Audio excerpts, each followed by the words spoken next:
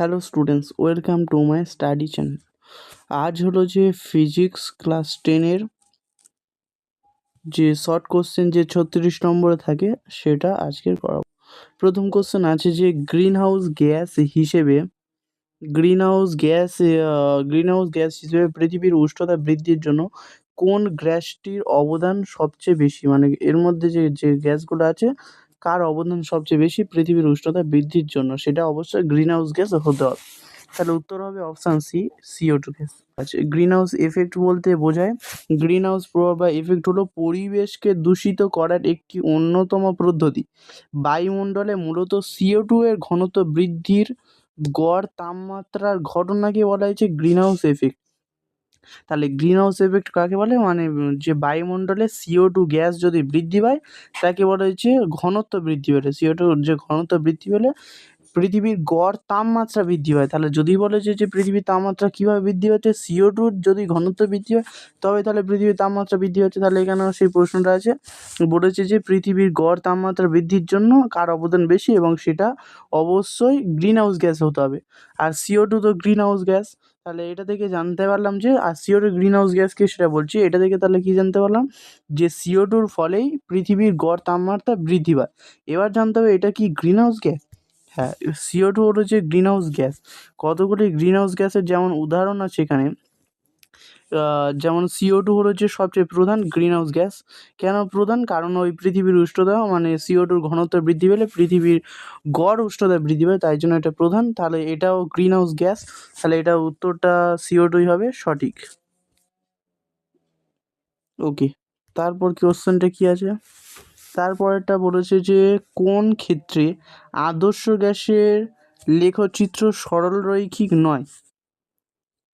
এটার ক্ষেত্রে উত্তর হবে যে অপশান সি, উত্তর হবে অপশান সি, আদর্শ গ্যাস। আচ্ছা, তারপরটা কী বলেছে, STPতে 22.4 লিটার, 22.4 লিটার না, এটা আছে 2.24 লিটার, 2.24 লিটার আয়তন অধিকার করে কে? তাহলে সেটা বার করুন। STPতে আমরা জানি যে 22.4 লিটার গ্যাসে 22.4 লিটার গ্যাসের ক্ষেত্রে গ্রাম NH3, তাই তো? 17 গ্রামটা কীভাবে হলো, 17টা হলো যে NH3 যে আণবিক ভর সেটা হলো যে 17, N মানে কত, N মানে 14, N এর 14 আর প্লাস হাইড্রোজেন 1 × 3, তাহলে 7, 4 × 3 = 7 মানে 17। তাহলে এটা হলো যে NH3 আণবিক ভর।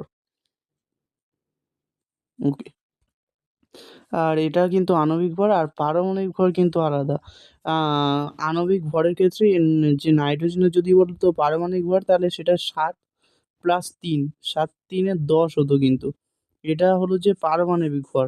আর এটা 7 × 2 = 14টাও কেন হলো, কারণ হলো যে পরমাণুর যে নিউক্লিয়াস আছে, নিউক্লিয়াসে প্রোটন, নিউট্রন আর ইলেকট্রন তিনটে কোণ, ইলেকট্রন তো বাইরে থাকে, প্রোটন প্লাস নিউট্রন দুটো যোগ করতে, তাই জন্য 7 × 7 = 14।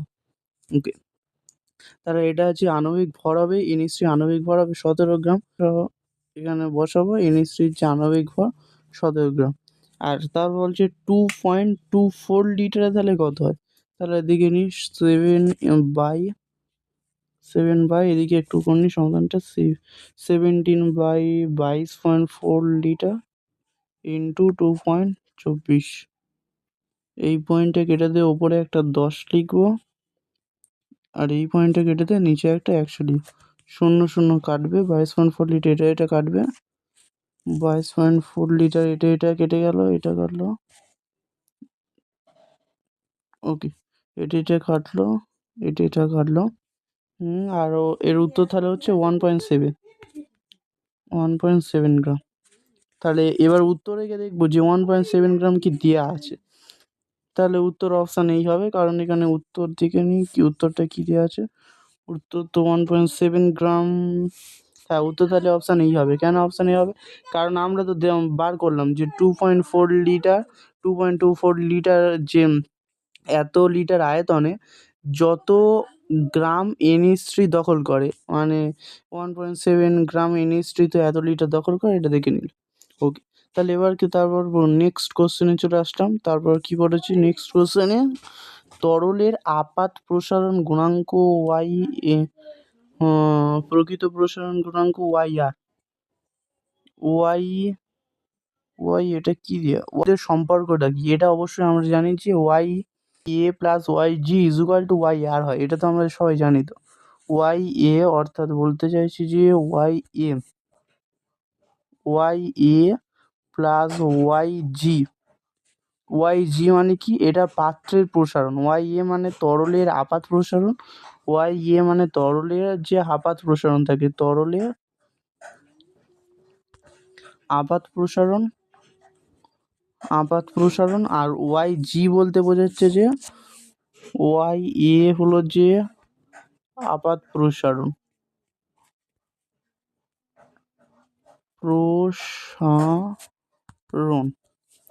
ওয়াই জি বলতে বোঝাচ্ছে যে ওয়াই জি বলতে কি বোঝাচ্ছে? তরলের এমনি তরলের যে প্রকৃত নয়, তরলের যে এমনি আপাত প্রসারণ, আর এটা তরলের পাত্রের প্রসারণ, মানে যে পাত্রটা আছে তার প্রসারণ। এটা পাত্রের প্রসারণ Y J, R Y R equal to আপাত প্রসারণ, এটা প্রকৃত যে প্রসারণ। আর এটার যে ফর্মুলাটা হয় এখানে দেখলাম যে ওয়াই এ প্লাস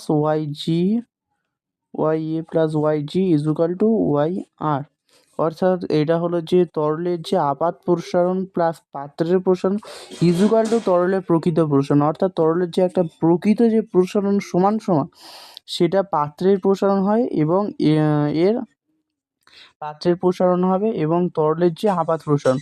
তাহলে এটার মধ্যে বড়টা কি? বড়টা হচ্ছে, বা এরকম সমাধান হয়তো আমি ধরলাম যে এটা 2, এটার মান হলো 2, আর এটা প্লাস এটা হলো 1 ইজুকাল টু 3, 2 প্লাস 1 এটা 3-এর সঙ্গে সমান। তো 3-এর সঙ্গে সমান, তাহলে এদের মধ্যে বড়টা কি হবে? বড়টা হয়তো বললো যে এর মধ্যে একটা পার্ট তুলে দিল, হয়তো 2 আর 3-এর মধ্যে বড় কে?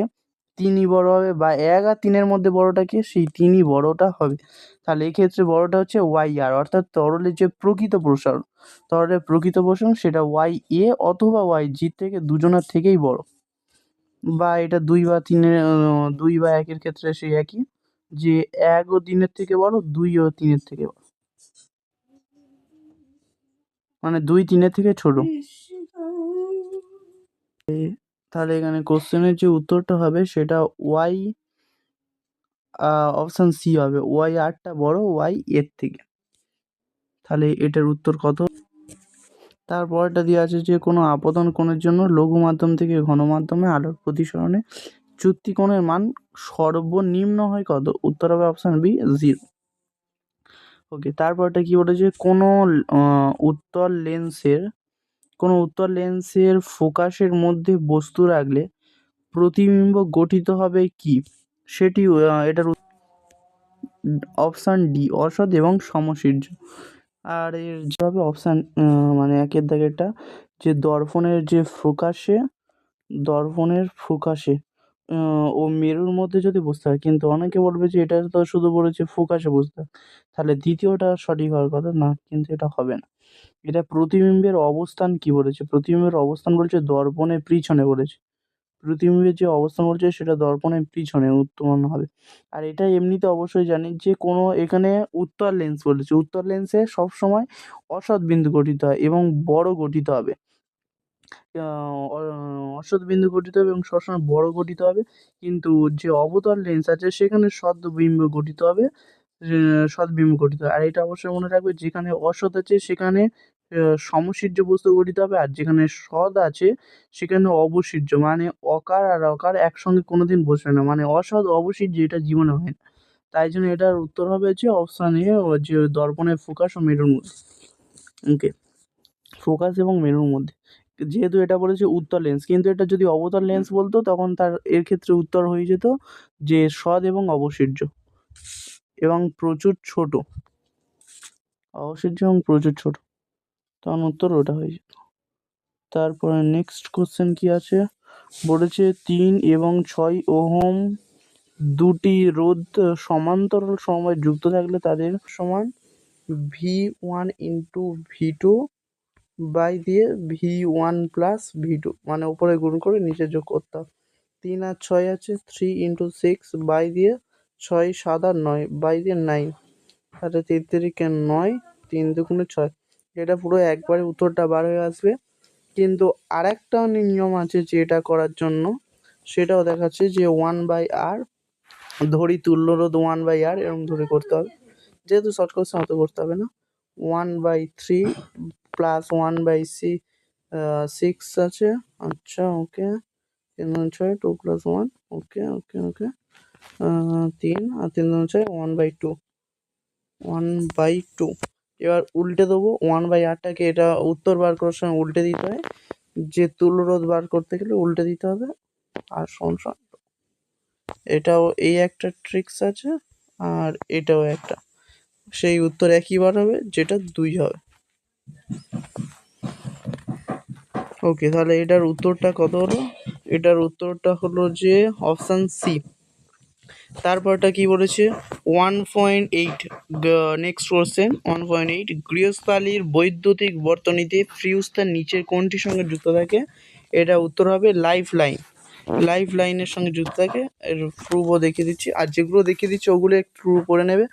যেমন বলে দিচ্ছি,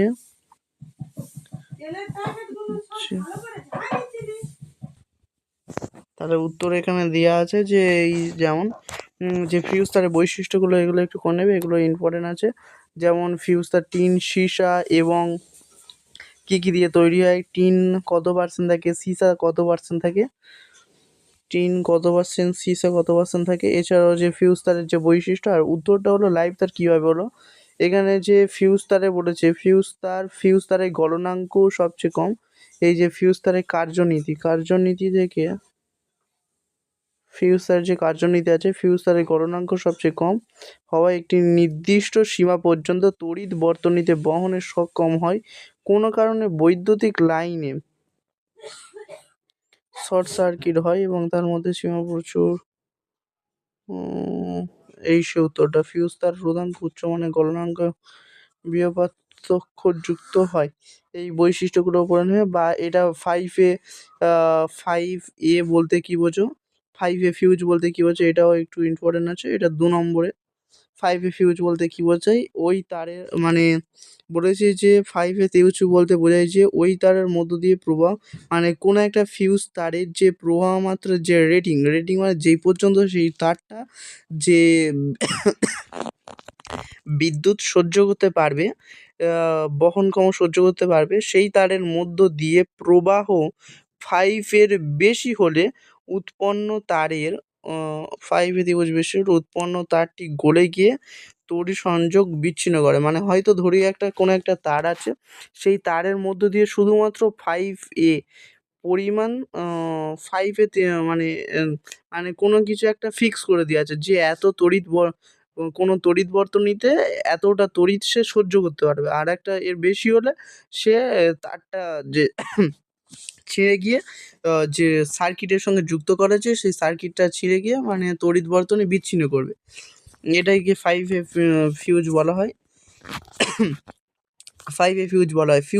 ফিউজের পরিবর্তে এখন বর্তমানে MCB এখন আছে। এটাও বলতে পারি যে ফিউজের পরিবর্তে এখন কী ব্যবহৃত করা হয়, MCB।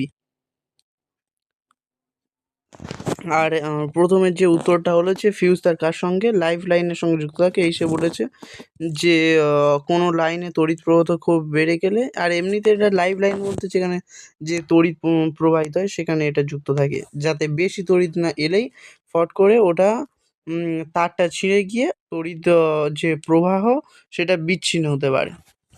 এর ফলে কোনো দুর্ঘটনা ঘটার সম্ভাবনা থাকে না।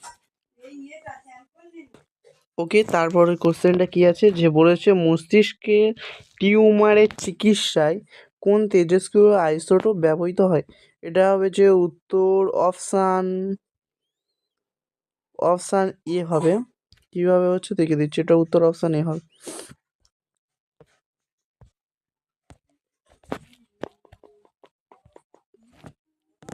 এই সে উত্তর অপশান এ, অর্থাৎ এই যে তেজস্ক্রিয় ক্যান্সার চিকিৎসায়।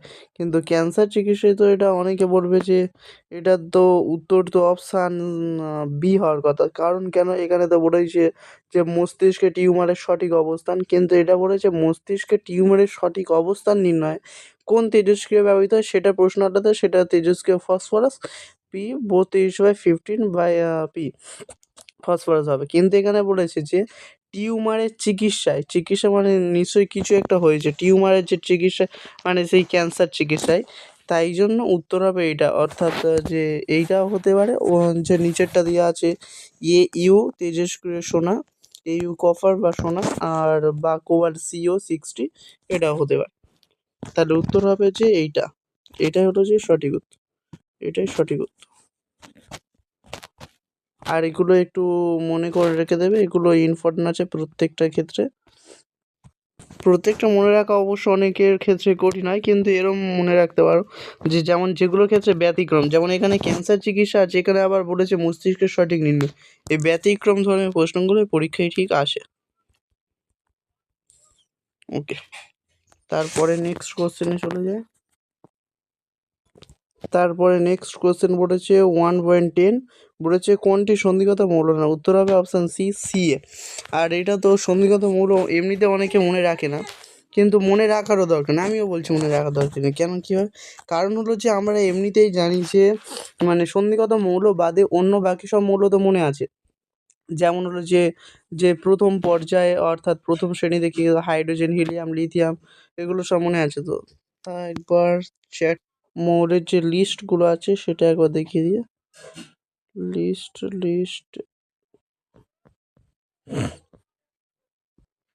এই যে এমনি এগুলো হচ্ছে hydrogen, helium, lithium, beryllium, boron, carbon, nitrogen, oxygen, এগুলো তো মনে আছে। হাইড্রোজেন, হিলিয়াম, লিথিয়াম বা হালি নাকি রবি শুয়ে ফেলেছে, এগুলো মনে আছে। এই সন্ধিগত মৌল এগুলো তো মনে রাখার দরকার নেই। এগুলোর মধ্যে যে অপশান যেটা দেওয়া আছে, অর্থাৎ বলতে চাইছি যে এই সন্ধিগত মৌল তো বাদে অন্য মৌলগুলো দেওয়া আছে যেগুলো আমি জানি। কারণ অর্থাৎ দেখাচ্ছি কোশ্চেনটা কী বলেছে। কোশ্চেনটাই বলেছে যে কোশ্চেনটা এখানে বলেছে যে সন্ধিগত মৌল নয় কোন, কিন্তু এটার ক্ষেত্রে যে সন্ধিগত মৌল চেনার আগে আমরা আগে চিনবো যে কোন মৌলগুলোকে চিনি। কারণ সন্ধিগত মৌল তো মুখস্থ নেই, অন্য মৌলগুলো যেমন হলো যে chromium, CO, cobalt, Fe, ferrous, এগুলো তো জানি কোন পর্যায়ে অবস্থান করে। যেমন ক্রোমিয়াম কোথায় অবস্থান করে, আর এগুলোর মধ্যে যেটা আনকমন হবে সেটাই উত্তর হবে। যেমন এই যে ক্রোমিয়াম কোথায় অবস্থান করে, ক্রোমিয়াম অর্থাৎ Cr ক্রোমিয়াম। তাহলে ক্রোমিয়াম নিশ্চয়ই এর মধ্যে অবস্থান করবে সন্ধিগত মৌলগুলির মধ্যে। বা আর বা ওই যে উত্তরটা হলো, অর্থাৎ যে Ca উত্তরটা হলো ক্যালসিয়াম, ওটা তো জানি তো কোথায় অবস্থান করে, এখানে এই যে দ্বিতীয় নং পর্যায়ে অবস্থান করে, এটা তো জানি। তাহলে এটাই সন্ধিগত মৌল নয় হবে। ব্যাস এরকম করেই করলে হয়ে যাবে। কারণ সন্ধিগত মৌল মুখস্থ নেই ঠিক আছে, কিন্তু বাকি মৌলগুলো তো মুখস্থ আছে। এর মধ্যে সন্ধিগত মৌল নয় কোনটা বলেছে, সন্ধিগত মৌল নয় কোনটা বলেছে, অর্থাৎ আর Ca এটা তো আমাদের মুখস্থ করা। তারপর নেক্সট কোশ্চেনে চলে আসছি আমরা। বলেছে কোন ক্ষেত্রে অষ্টক সূত্রের ব্যতিক্রম ঘটে? এটা তো সবাই জানে, লিথিয়াম হাইড্রোক্সাইড, LiH। কোনটি তড়িৎ বিশ্লেষ্য? এটা অপশান সি হবে, সামান্য অ্যাসিড মিশ্রিত জল। নেলসার বিকারের মধ্যে অ্যামোনিয়া গ্যাস চালনা করলে যে দ্রবণের যে বর্ণটা সেটা কি হয়? বাদামি বর্ণ ধারণ করে। নিচের কোন আয়নের উপস্থিতি লোহায় দ্রুত মরচে পড়ে? এগুলো একটু মুখস্থ করে নেবে। দ্রুত মরচে পড়ে সেটা হলো যে অপশান বি হবে, Cl-। 14 option B. এবং 15 কি বলছে, ভিনিগারে কার্যকরী মূলক কোনটি? ভিনিগারের যে কার্যকরী মূলক সেটা হবে অপশান সি, -COOH। ওইক অ্যাসিড আছে, সেই ওইক অ্যাসিড, অপশান সি হবে, অপশান সি। এটা অপশান সি, এটা অপশান বি, এটা অপশান এ তো। তারপর নেক্সট কোশ্চেন কি আছে, যেগুলো শূন্যস্থান পূরণ ভিত্তিক।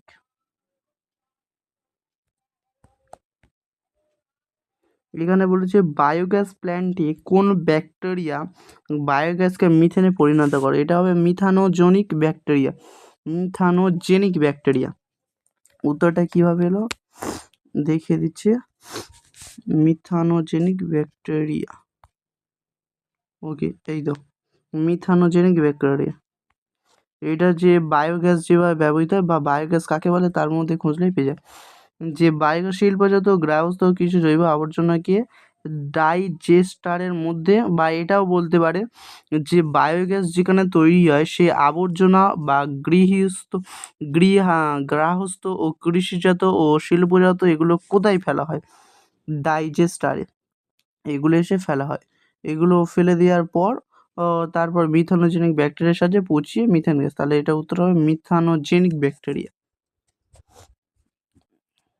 ওকে, নেক্সট কোশ্চেন কি আছে?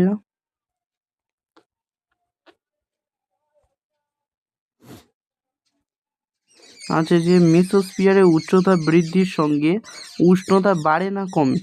এটা উত্তর হবে যে কমে। কারণ আমরা জানি ট্রোপোস্ফিয়ারে কমে।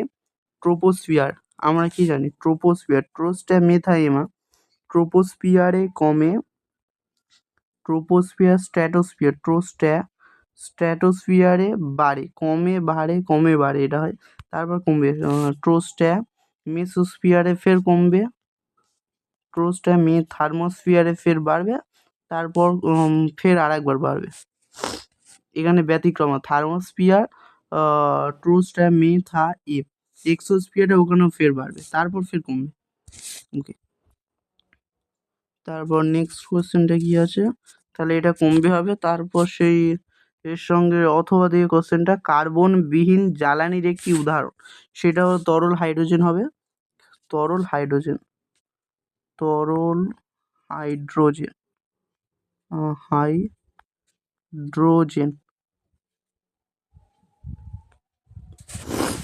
তারপর বলেছে পিভি ইজুকাল টু এম এর একক কি? এম এর একক এম মানে কি? এম বলতে বোঝায় মোল, আর মোলের একক গ্রাম ইন্টু মোল -1। তাহলে এম এর একক হলো হচ্ছে গ্রাম ইন্টু মোল -1। ওকে, তারপর কি বলেছে শুষ্ক আর্দ্র বায়ু, না কি বলেছে শুষ্ক বায়ুর চেয়ে আর্দ্র বায়ু হালকা, বিবৃতিটি সত্য না মিথ্যা? এটা বিবৃতিটি হবে সত্য। কিভাবে? তার প্রমাণটা হলো এই যে দেয়া আছে।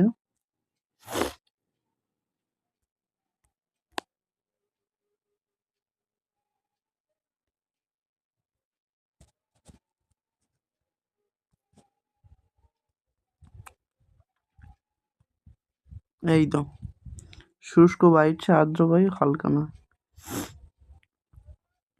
এখানে বলছে শুষ্ক বায়ুর চেয়ে বাষ্প ঘনত্ব অপরিবর্তিত, আর্দ্র বায়ুতে নাইট্রোজেনে ছাড়াও আর একটা উপস্থিত করে, যেমন জলীয় বাষ্প আণবিক ভর এত সম আয়তনে আর্দ্র বায়ু শুষ্ক অপেক্ষা হালকা হয়। অর্থাৎ বলা যায় যে শুষ্ক বায়ু আর্দ্র অপেক্ষা আর্দ্র শুষ্ক বায়ু অপেক্ষা আর্দ্র বায়ু লঘু অর্থাৎ হালকা। তাহলে এটা বিবৃতি সত্য হবে। সঠিক আছে।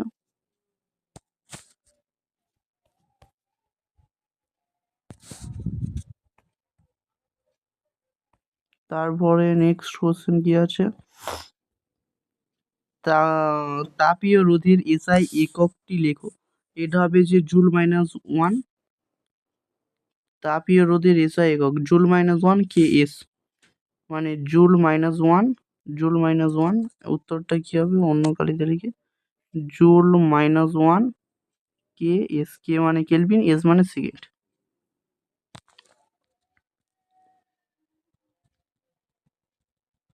তারপরে কি বলেছে তরলের আপাত প্রসারণ ও প্রকৃত প্রসারণের মধ্যে কোনটি তরলের নিজস্ব ধর্ম? এটা প্রকৃত প্রসারণ অবশ্যই হবে। উত্তর হবে প্রকৃত প্রসারণ ধর্ম। তারপর নেক্সট কোশ্চেন কি বলেছে? নেক্সটটা কি বলেছে?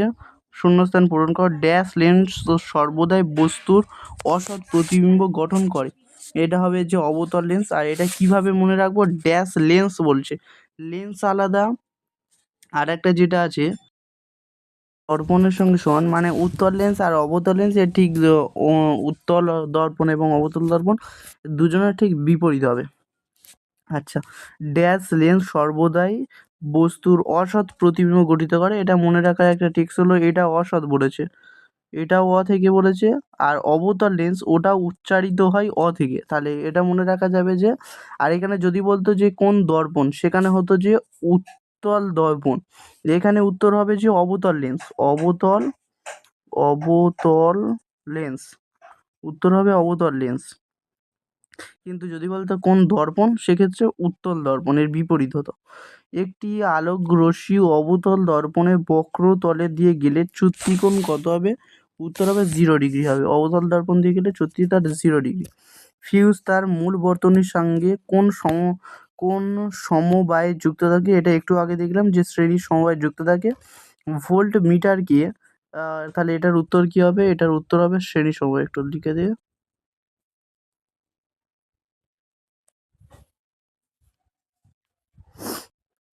এটার উত্তর হবে শ্রেণী সমবায়, শ্রেণী সমবায়।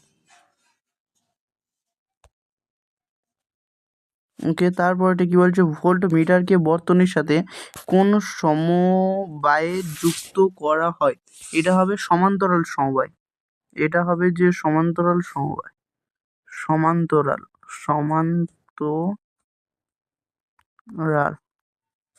সমান্তরাল সমবায়ে যুক্ত করা হয়। লাইভ তারের আন্তর্জাতিক বর্ণ কি? আন্তর্জাতিক বর্ণ হলো বাদামি। ওদিকে যে লাইভ তার আছে, এটা তাও দেখিয়ে দিই। মানে লাইভ তারে বিভিন্ন বর্ণ ধারণ করে।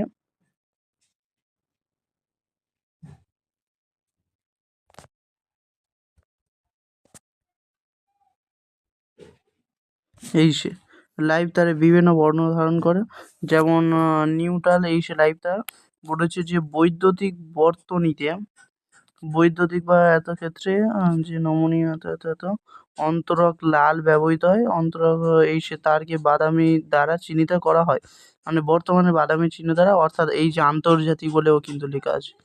আন্তর্জাতিক পদ্ধতিতে এই সেখানে দাগ দিতে হবে। আন্তর্জাতিক পদ্ধতিতে লাইভ তার বাদামি রং দ্বারা চিহ্নিত করা হয়, বাদামি অর্থাৎ রং দ্বারা চিহ্নিত করা, আর লাল রং দ্বারা অন্য যে পূর্বে অর্থাৎ আগে ব্যবহৃত, এখন বর্তমানে বাদামি ব্যবহৃত হয়।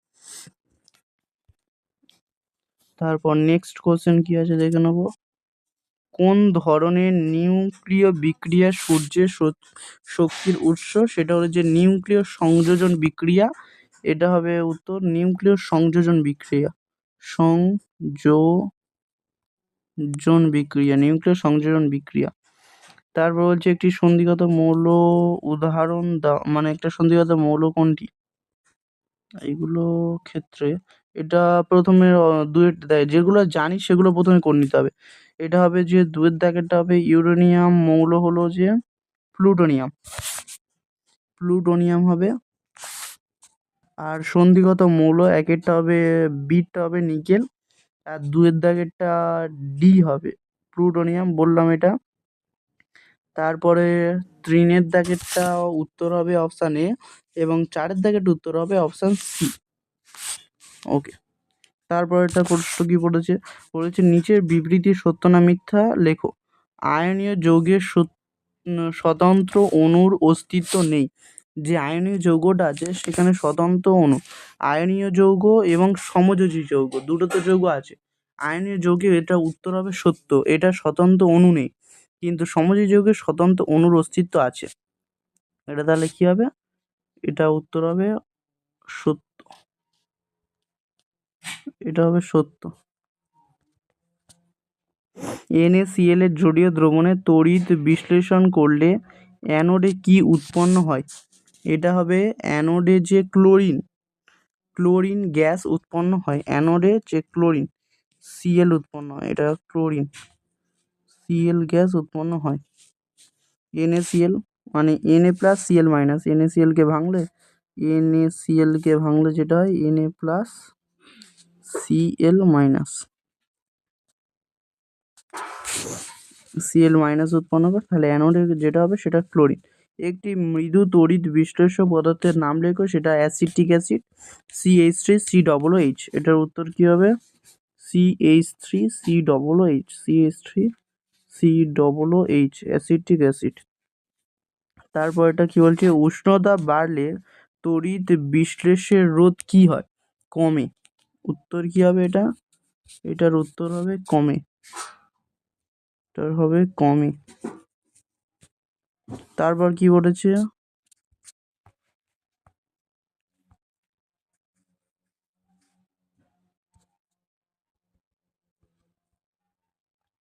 FeCl3 FeCl3 এর জলীয় দ্রবণে NH3 যোগ করলে যে অধক্ষে পড়ে তার সংকেত কি? এটা হবে যে FeOH3। এর উত্তর হবে FeOH3। অ্যামোনিয়া গ্যাস শুষ্ক করতে ব্যবহৃত হয় কি? CaO, calcium oxide. Ammonia gas শুষ্ক করতে কি ব্যবহৃত হয়? CaO ব্যবহৃত হয়, ক্যালসিয়াম অক্সাইড। এর তারপর কি বলেছে? তারপর বলেছে যে নাইট্রোলিয়াম প্রস্তুতির সমীকরণটা কি? সেটা সমীকরণটা হলো যে CaC, এটা সমীকরণটা এই পেজে লিখে দিই, CaCO2 প্লাস N2 তিক চিহ্ন দিয়ে, আর একটি যে ডিগ্রি সেলসিয়াস উষ্ণতায় উত্তপ্ত করা, ডিগ্রি সেলসিয়াস উষ্ণতায় CN প্লাস C, এটাকেই বলা হয়েছে নাইট্রোলিয়াম, CaNCN। এটার সংকেতটা মনে রাখবে, CaNCN, এটাই নাইট্রোলিয়াম বলা হয়। বা এর একটা যে সমীকরণ দেখিয়ে দিচ্ছি,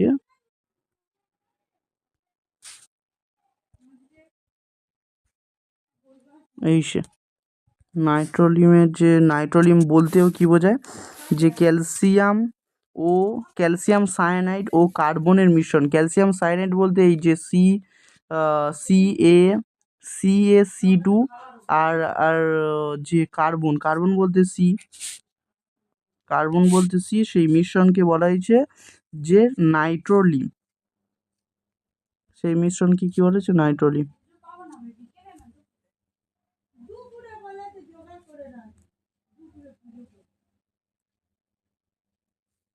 ওকে, তারপরটা কি বলেছে? নেক্সট কোশ্চেন,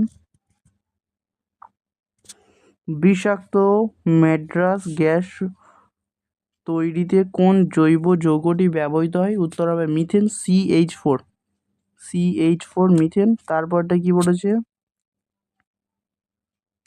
পলিটেট্রাফ্লুরোইথিলিনে একটি ব্যবহার লেখো। ননস্টিক বাসনের উপর প্রলেপ দেওয়া হয়, মানে এর একটি ব্যবহার হলো যে ননস্টিক বাসনের উপর প্রলেপ দেওয়া হয়। এটা লিখে দিই, ননস্টিক বাসনের উপর প্রলেপ দেওয়া হয়, ননস্টিক